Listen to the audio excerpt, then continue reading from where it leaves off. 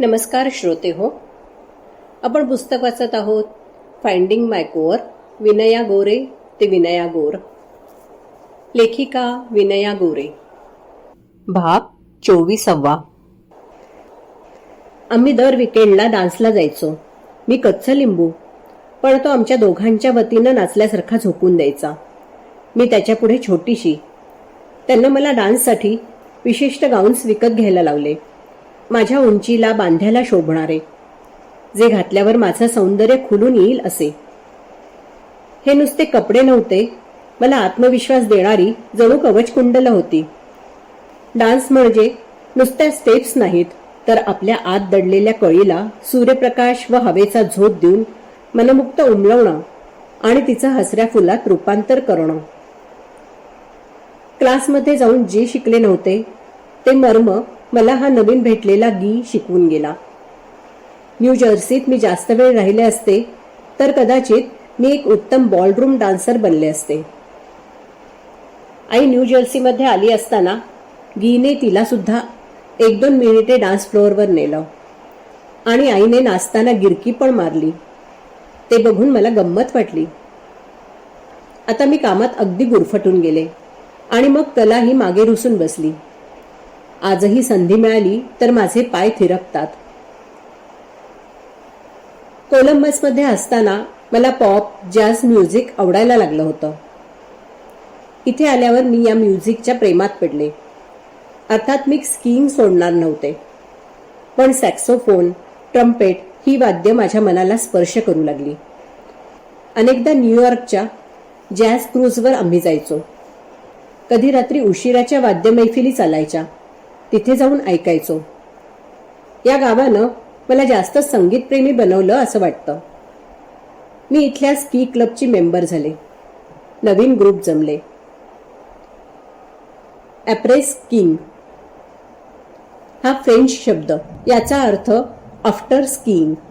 Skiing करून दमल्यावर मित्रमैत्रिणींच्या सोबत नुसती मनमुक्त मजा करायची. अक्षरशः काहीही करायचं.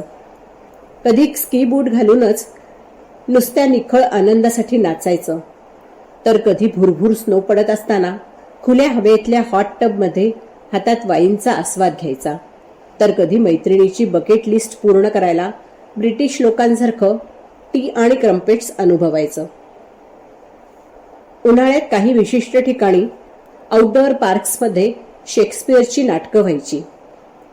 आईची आठवण यायची, कारण शेक्सपियर तिचा अगदी आवडीचा नाटककार. कधी बीचवर जायचो. बाबा असताना भारतात अरबी समुद्र आणि इथे अटलांटिक समुद्र कायमच माझ्या हृदयाजवळचा. ओहायोतलं सामाजिक वातावरण जरा सनातनी आणि न्यूयॉर्कचं त्याच्या दुसरं टोक. एकदम खुलं, मोकळं ढाकळं. 18 पगड जातीधर्म वंशाचे लोक इथे येतात, काही वर्ष राहतात आणि दुसऱ्या जागी निघून जातात. जे येतात ते आपल्या खुणा सोडून जातात. या नगरात आलेल्या विविधांगी अनुभवांनी आणि माणसांनी मी खरोखर समृद्ध झाले. माझा नवीन बॉस पीठ, हसतमुख, आनंदी, कामाचा अजिबात ताण न घेणारा आणि न देणारा माणूस. मी कामाला सुरुवात केल्यानंतर पहिल्या काही दिवसातली गोष्ट, आमची एक मीटिंग कुठल्या तरी गोल्फ कोर्स कॉन्फरन्स रूममध्ये होती. ऑफिसमधली कॉन्फरन्स रूम का नाही? थोडं जरा विचित्र वाटलं, पण फारसा विचार केला नाही. नेहमीसारखे ऑफिसचे फॉर्मल कपडे घालून त्या मीटिंग रूममध्ये पोहोचले. बघते तर काय, पीठ सकट सगळेच्या सगळे माझे सहकारी खाकी आणि गोल्फ टी शर्टात. अरे बापरे, स्थळ गोल्फ कोर्ट. या वाक्याचा विचारच मी कसा काय केला नव्हता. आता तो विचार करून काय फायदा? मला 2 मिनिटं लाज वाटली, पण मी स्वतःवर हसले आणि बघता बघता आम्ही सगळे मिळून माझ्या फजितीवर हसायला लागलो. एक हसणं आपल्यावरचा ताण कसा क्षणात हलका करतं, त्याची लख्ख जाणीव मला त्या क्षणी झाली आणि ती मी कायम लक्षात ठेवली. माझ्या नव्या साथीदारीची सुरुवात झाली होती. त्याआधी मी क्वचित गोल्फ खेळले होते. इथे माझा नवीन बॉस, जो गोल्फ प्रेमी आणि उत्कृष्ट खेळाडू होता, तो मला गोल्फचे धडे देऊ लागला. फॉर्मल कपड्यात मीटिंगला गेलेली, अजिबात गोल्फचा गंध नसलेली मी गोल्फ खेळते हे दृश्य आठवून आजही मला हसू येतं. मेंटोरमुळे बास्केटबॉलची आवड निर्माण झाली होती आणि आता गोल्फची. पूर्वी कधीही खेळाशी गंध नसलेली मी बदलत चालले होते. त्या दिवसात घरून काम करणे शक्यच नव्हतं. घरच्या भल्या मोठ्या लॅपटॉपला टर्मिनल म्हणावं अशी परिस्थिती. वायफाय प्रकार नव्हता, पण एक डायल अप मोडेम नावाचा प्रकार होता, जो घरच्या फोनला जोडून मी थेट ऑफिसमध्ये संपर्क साधू शकायचे. स्पीडशी त्याचं काही देणं घेणं नव्हतं. मोबाईल फोन अजून यायचे होते. एक पेजर हातात असायचा. मला तर कस्टमर सपोर्ट लीडर असल्यानं 24 तासांची बांधिलकी होती. एक अनुभव सांगते आमच्या शिकागोच्या कस्टमरचा. आमचा एक इंजिनियर नेहमीसारखा साध्या अपग्रेडसाठी तिथे गेला होता. काम सुरू असताना शिकागो आणि जवळपास 50 मैल परिसरातलं टेलिफोन नेटवर्क बंद पडलं. बापरे, ही अभूतपूर्व घटना होती. आत्ताच्या भाषेत सांगायचं झालं तर गुगल सर्व्हर किंवा व्हॉट्सॲप बंद पडलं. आमचा इंजिनियर तिथेच, त्यामुळे रिस्पॉन्स अगदी लगेच. नेटवर्क सुरळीत रिस्टोअर व्हायला 24 तासांचा कालावधी लागला. झालं. सगळ्या वर्तमानपत्रात ठळक बातम्या की असं झालंच कसं. टेक्निकल प्रॉब्लेम होताच, पण आता तो राजकीय पण होऊन बसला. ते नेटवर्क बंद पडण्याची मूळ कारणं शोधणं चालू होते आणि हे परत उद्भवू नये हे बघणं म्हणजे रिझॉल्व. त्यासाठी टेक्निकल एक्सपर्ट्सची चर्चा चालू होती. कस्टमरने आम्हा सगळ्या लीडर्सना भेटायला बोलावलं. आम्ही वेगवेगळ्या विभागातले प्रमुख 4-5 जण गेलो. पण कस्टमर सपोर्ट लीडर मी असल्यानं वाघाच्या तोंडात जायचा माझा पहिला नंबर. पहिला अनुभव. पीट आला नव्हता. तो तितकंच महत्त्वाचं घरचं राजकारण सांभाळत होता. आम्ही सगळे गेलो. पहिल्यांदा गप्प बसून सगळा शाब्दिक मारा सहन केला. दुसरा इलाजच नव्हता.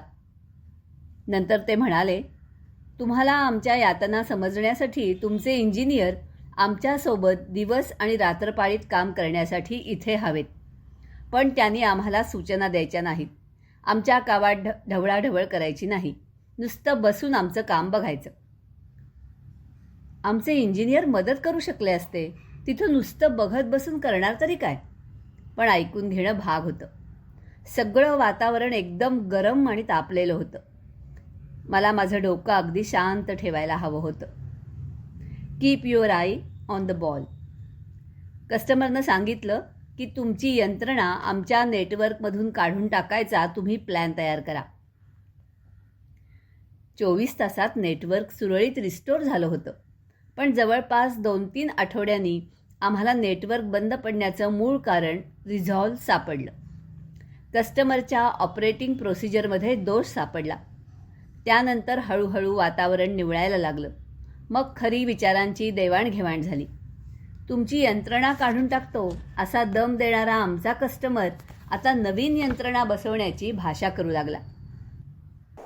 आमच्या इंजिनियर्सनी त्यांना सगळं नीट शिकवण्यासाठी पुढचे 6 महिने तिथं काम करायचं ठरलं. वाव, केवढं मोठं यश होतं हे आमच्यासाठी. टीमची अग्निपरीक्षा होती. तावून सुलाखून बाहेर पडलो. निघून जाणारा कस्टमर टिकवण्यात आम्ही यशस्वी झालो होतो. या कठीण काळात माझ्या टीम मेंबर्सच्या आणि सर्व सहकाऱ्यांच्या प्रयत्नांना दाद मिळाली. सगळ्यांनी मिळून जोरदार पार्टी करून ते यश साजरं केलं. काही दिवसांनी मला फीडबॅक मिळाला. या कस्टमरची परिस्थिती हाताळताना मी ठाम, खंबीर पण कधीच बचावात्मक पवित्रा घेतला नाही. त्यामुळे त्यांनाही आक्रमक भूमिका घेता आली नाही आणि त्या एवढ्या गरम वातावरणात सामोपचारांनी प्रश्न सोडवता आला. संघर्ष निवारण्याचं कौशल्य कामाला आलं. सुदैवाने इतका तणावपूर्ण असा अनुभव एखादाच, पण त्यातून सपोर्ट मॉडेल सुधारू शकलो. टीम आणखी एकत्रित आली, सबळ झाली. सेल्स टीम माझ्याकडे आली आणि म्हणाली, तुम्हाला काय भेट हवी? तेव्हा बास्केटबॉलचे प्ले ऑफ सुरू होते. मायकेल जॉर्डन आणि मग्झी एकमेकांविरुद्ध खेळणार होते. माझ्यासाठी ही जणू पंढरीच्या वारीला जायची संधी. मी त्या खेळाची कोर्ट साईड तिकिटे मागितली आणि खेळ संपल्यावर आमच्या कंपनीच्या स्कायबॉक्समध्ये पार्टी. मला मिळालेल्या बोनसपेक्षा पैशातनं मोजता येणारा आनंद आणि अनुभव लुटला. आता असं लक्षात येत गेलं की दरवर्षी परफॉर्मन्स रिव्ह्यूमध्ये सुधारणांवर जास्त भर असतो आणि मग त्यासाठी तपशीलवार प्लॅन केला जातो. क्षमता, कौशल्य यांचा उल्लेख होतो, पण त्याकडे फारसं लक्ष नसतं. या सगळ्या तपशीलवार प्लॅनची जरुरी आहे का? उपजत क्षमतेचा जास्तीत जास्त विकास केला आणि त्याच्या अनुरूप असं काम दिलं तर? माझ्याच बाबतीत बघा, जर मला वारंवार सांगितलं असतं 1-2 टेक्निकल विषयात तज्ज्ञता, प्रभुत्व हवं, कदाचित मी थोडीफार यशस्वी झाले असतेही, पण त्यामुळे माझ्या दडलेल्या बहुआयामी व्यक्तिमत्वाचा विकास झाला नसता. माझ्या उपजत क्षमतेवर भर दिल्याचा फायदा मला तर झालाच, शिवाय माझ्या कंपनीलाही झाला. एकमेकांना पूरक, अगदी क्षमता आणि सुधारणांसकट सहकारी एकत्र करून यशस्वी टीम्स उभारणीकडे, सांघिक वातावरण निर्माण करण्याकडे मी जास्त लक्ष देऊ लागले. माझ्या टीम्समध्ये सर्वांचा विकास होतो, त्यामुळे प्रत्येक जण आपलं सर्वोत्तम काम करू शकतो आणि सोपवलेली जबाबदारी उत्तम पार पाडू शकतो. याचा बोलबाला होऊ लागला. माझ्या टीम्समध्ये काम करायला लोक कायम तयार असत, ज्यांच्यामुळे मी चांगली लीडर बनू शकले.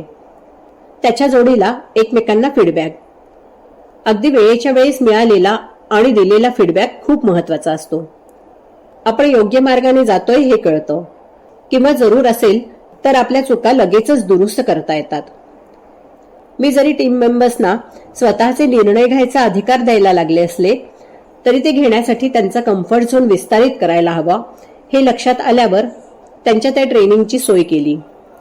माझ्या टीमला चुकांमधून शिकण्यासाठी लागणारे सुरक्षित वातावरण तयार करणं ही लीडर म्हणून माझी जबाबदारी होती. आता बास्केटबॉल माझा आवडीचा असा टीम स्पोर्ट झाला होता, ज्यामध्ये असिस्टला खूप महत्व आहे. तर असिस्ट म्हणजे काय? ठरलेल्या व्यूहरचनेप्रमाणे जो गोल करू शकतो अशा खेळाडूला बॉल देणारा खेळाडू, तो असिस्ट खेळाडू. जरी त्याला स्वतःला गोलचं क्रेडिट मिळणार नसलं तरीही टीमला गोलचं क्रेडिट मिळणार ना, यालाच म्हणतात टीम वर्क. अगदी मायकेल जॉर्डन सुद्धा असिस्ट करायचा. काही दिवसांनी माझ्या टीमने कॅलिफोर्नियाच्या कस्टमरकडून एक मोठी ऑर्डर मिळवायला मदत केली. सेल्स टीम बरोबर स्पेशल सेलिब्रेशन म्हणून पॅसिफिक समुद्र किनाऱ्यावरच्या पेबल बीच गोल्फ कोर्सवर आम्ही गेलो. आहा, पॅसिफिक समुद्रावरच्या त्या गोल्फ कोर्सकडे बघूनच माझं मन तृप्त झालं.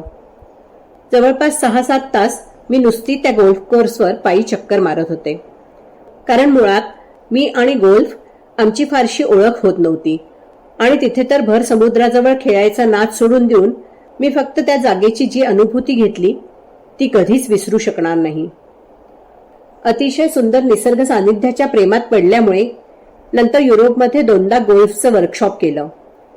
एकदा ऑस्ट्रियात, मागे उंचच उंच आल्प्सच्या पर्वतरांगा आणि त्या देखण्या चित्रासारख्या पार्श्वभूमीवर गोल्फ कोर्स. दुसरी अशीच सुंदर आठवण आहे, ती मेडिटेरियन समुद्राच्या स्वर्गासारख्या कोस्टा डेल सोल किनाऱ्याला साक्षी ठेवून स्पेनमध्ये खेळलेल्या गोल्फची. या 2 गोल्फ वर्कशॉप मधल्या दिवसात काहीही सराव न केल्याने प्रत्येक वेळेस गोल्फचा श्री गणेशा. मिनिसोटामधली माझी मैत्रीण सेलेस्ट उत्तम गोल्फ खेळाडू आणि माझ्याबरोबर खेळायला एकदम सबुरीची. स्कीइंग मधल्या एका अपघातानंतर गोल्फकडे पुन्हा एकदा लक्ष गेलं. जरा कमी जोखमीचा खेळ, स्नो नाही पण अतिशय सुंदर निसर्ग सानिध्य आहे. विचार चालू आहे, आता जरा खरं मनावर घेऊन पुन्हा सुरुवात करायची का? क्रमशः लेखिका विनया गोरे, अभिवाचन वैशाली दंडवते. धन्यवाद.